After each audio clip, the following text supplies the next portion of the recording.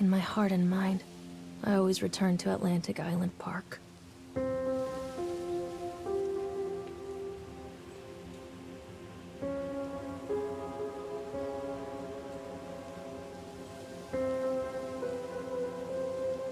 Where's Mr. Bear?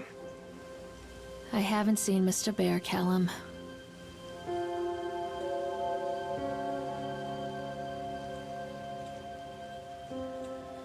Stay in the car. I'll go and ask information.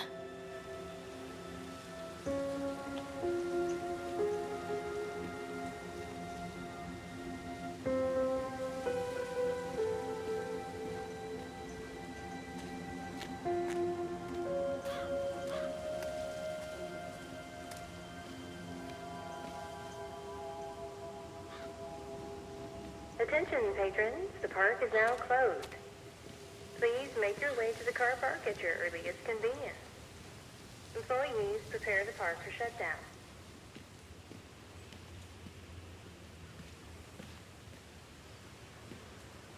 Callum was born the day this place opened. This is his favorite place in the world.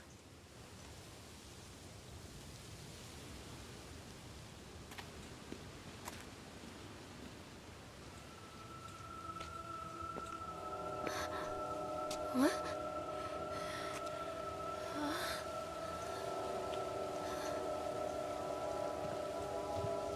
Hey, Lorraine. Lorraine. Don't blame yourself, Lorraine. People lose things all the time. Take a deep breath and think about the last place you saw your son's teddy bear. Hey, stop! I think your boy just ran into the park. I'll unlock the gates for you.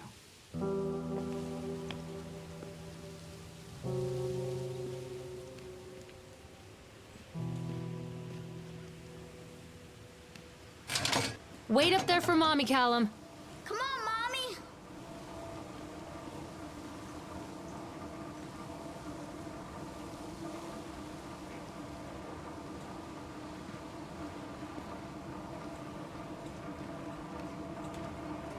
Callum, I told you to wait in the car. This way! There's something special about the entrance to an amusement park. A line drawn between the real world and the world of whimsy within. On this side, the apathy of our everyday lives. And on the other, anything we might dare to dream. It's no wonder Callum ran back inside. I wouldn't want to leave either. Attention, employees. The park is now closed. Have a safe journey home.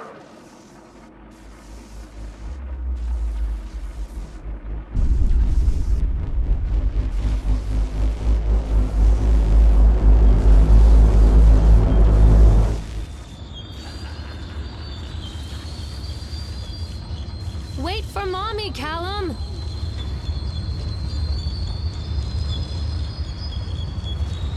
Wait up there for Mommy, Callum! Oh, God. The park. What happened here? It's easy to get lost here.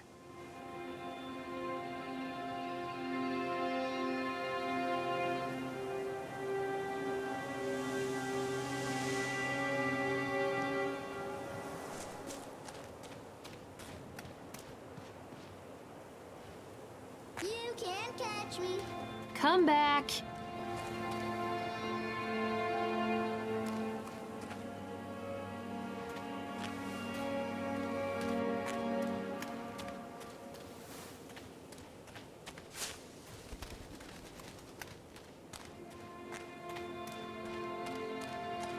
Hello?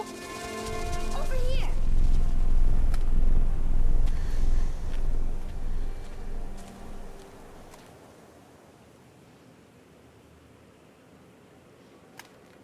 Mommy needs to see you, Callum. Over here!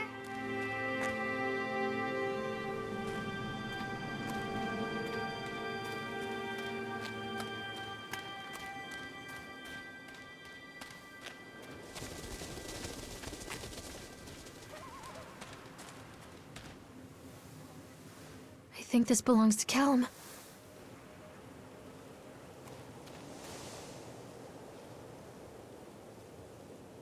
Chad the Chipmunk, huh? Just a drunk guy in a suit.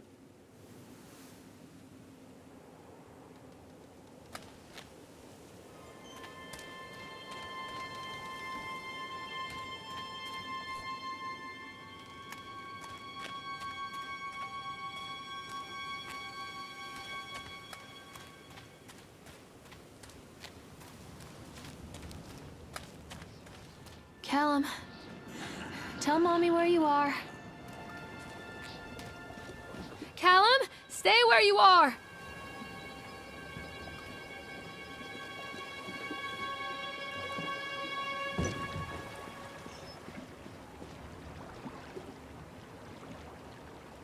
Come on, Mommy. I'm not playing anymore, Callum.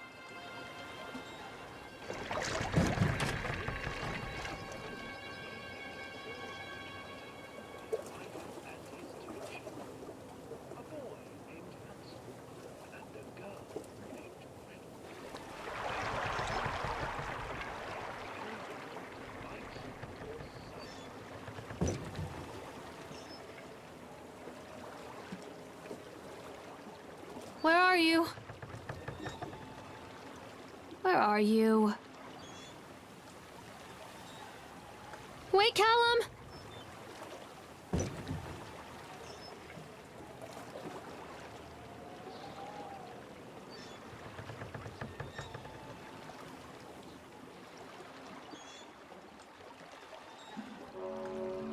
Near a great forest, there lived a poor woodcutter, his wife and his 2 children, a boy named Hansel and a girl named Gretel. They were very poor and had very little to bite or sup.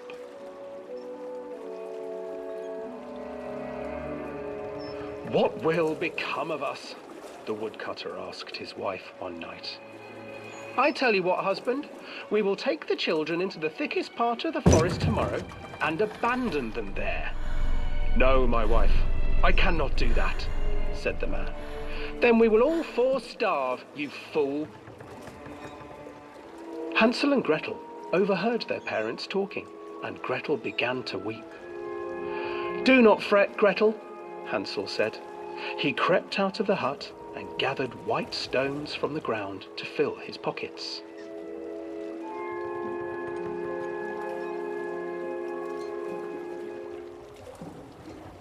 The next morning, the woodcutter leads the children into the forest. Before they leave, their mother gives them a slice of bread and warns them that they will get no more food that day. Clever Hansel leaves a trail of white stones behind them as they pass into the woods. When their father leaves them, the children wait a while, then follow the trail back to their parents' house. After receiving a thorough scolding from their parents for getting lost in the woods, the children are sent to bed without any supper. Hansel tried to sneak out and collect more white stones, but found that the door was locked. "Tomorrow I will take them into the woods myself," the wife told the woodcutter. In the morning, their mother gave them a slice of bread and led them deep into the forest once again.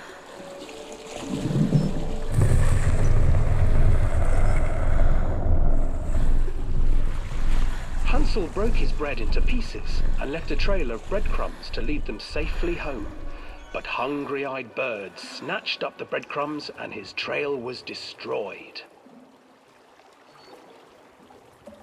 Abandoned by their parents and unable to find the trail home, the children wandered in the forest for 3 days.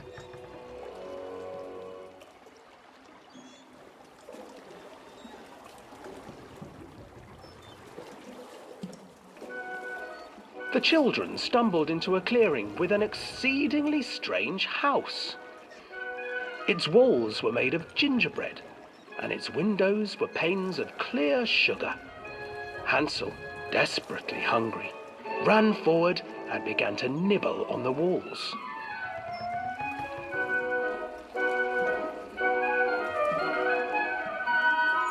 "Nibble, nibble, little mouse. Who is nibbling at my house. An old woman emerged from the house, sniffing the air and peering around with cloudy eyes. Oh, you dear children, who brought you here? Just come in and stay with me. No harm will come to you. But Hansel and Gretel stayed back, for the old woman reminded them of their cruel mother. Come, children, don't be afraid. I have something for you. The old woman offered them 2 enormous lollipops. The children took them and began to eat. You see, nothing to fear here. Come inside, the old woman urged, and the children, still licking their sweets, followed.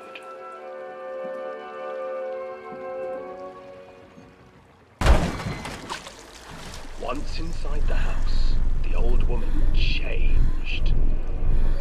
She stuffed Hansel into a cage and put Gretel to work, sweeping and cleaning her hut.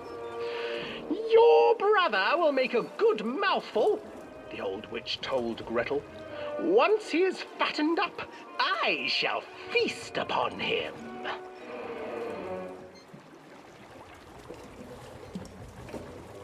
Time passed, and poor Hansel refused to eat, fearing the day that the witch would eat him. The witch, for her part, grew impatient. Today I will cook and eat your brother, Gretel. Climb inside and light the oven. But Gretel pretended not to understand. I do not know how. Where is the opening? Fool, the old witch said. The opening is here. And she moved to show Gretel. Seizing her courage, brave Gretel gave the witch a shove, and the old crone tumbled forward into the oven.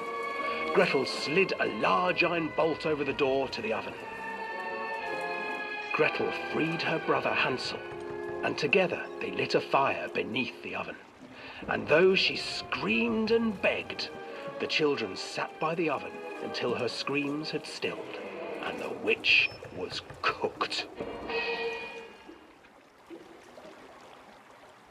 And then, because even children can't survive on sweets, they divided up the body of the old witch and ate her.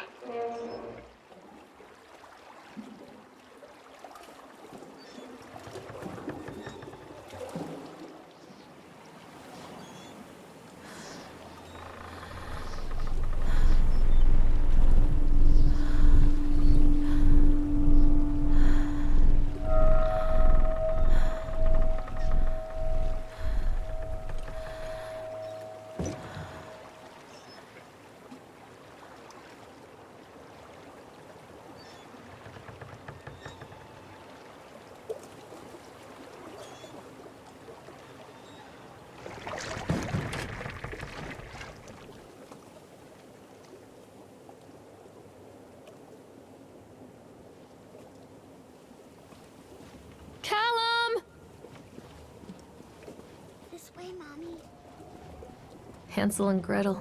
I used to read it to Callum when the electricity was shut off. Those poor children. The whole world against them. The forest, the birds, the old witch, even their own parents. I used to imagine that Callum and I were the kids in that story. Not mother and son, but brother and sister, hand in hand against the unkind world.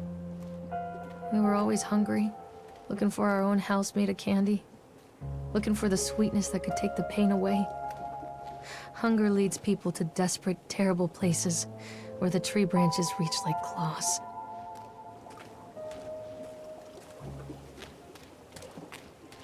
Callum! Where did you go?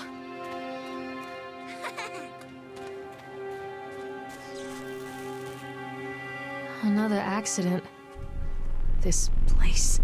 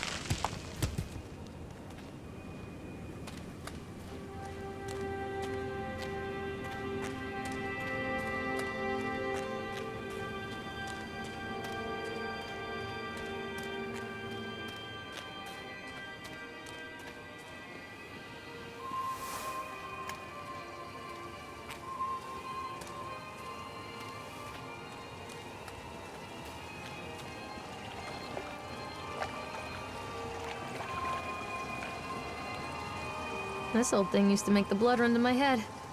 Make me dizzy.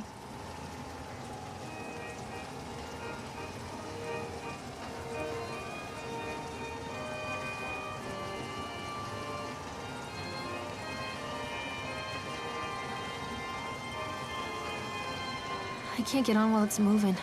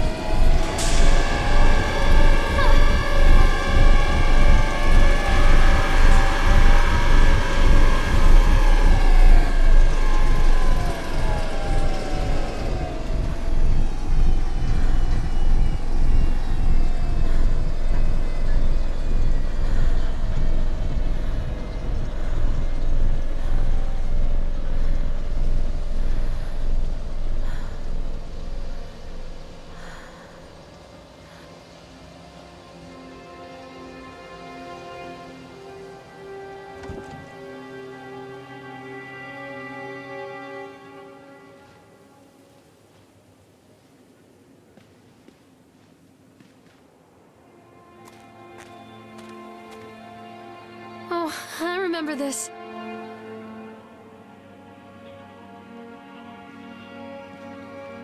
Treachery hides in thoughts. Treachery that lashes like a whip and scars our insides. The first time I saw Callum, my thoughts betrayed me. I looked down at this wrinkled, red, bawling thing and I thought, is that it? We build our world from expectations, and the world that I had built for Callum was no different. He was so real, so there, and so far from my expectations. And they shattered, and as they fell in pieces, that one treacherous thought became a new foundation. All of the love that we shared, all of the warmth and goodness that followed, built on a single, traitorous thought.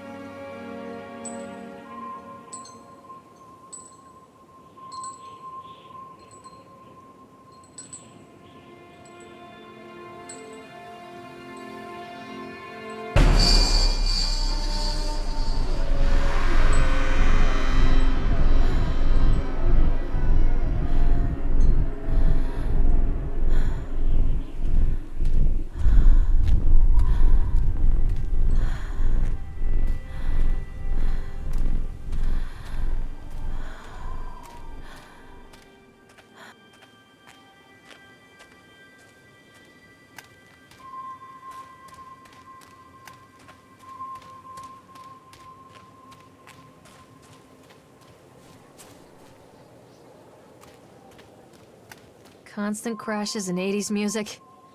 I guess it floats someone's boat.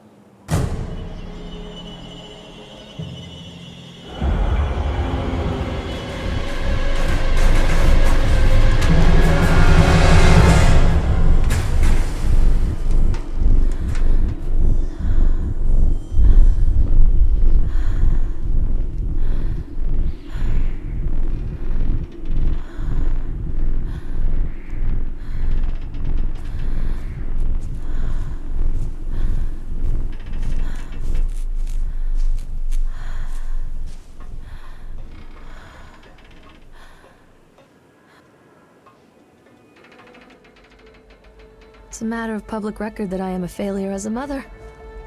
Once, when Callum was very small, I left him asleep in the car while I ran an errand. Don't even remember what it was. When I came back, the sheriff was standing next to the car, watching my boy through the window. I didn't like what I saw in his eyes. Judgment. He wrote me the ticket without saying a word. Just the scratch of his pen on the notepad. When he gave it to me, our eyes met. I know what you're going through. My daughter, Helen, she just gets some help. Help was a bolt of lightning. Help was 1,000 volts surging through my veins. Help is agony. I'd rather die. I wanted to scream. I'd rather you pulled your gun and shot me. But instead my mouth said, "Yes, Sheriff."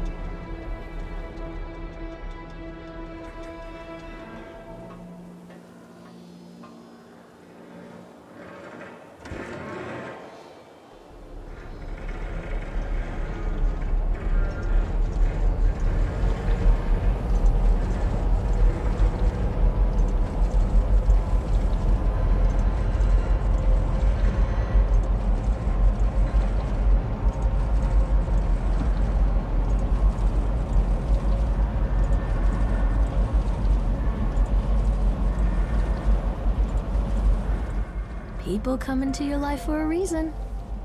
Dad used to say that before Mom ran off. After that, he mostly just drank. Things were different for Don and I. When we met, I was sweeping the floor at Susie's diner. He came in with some workers, but he didn't try to flirt or cop a feel like the others. He just ordered a coffee and sat there, watching me.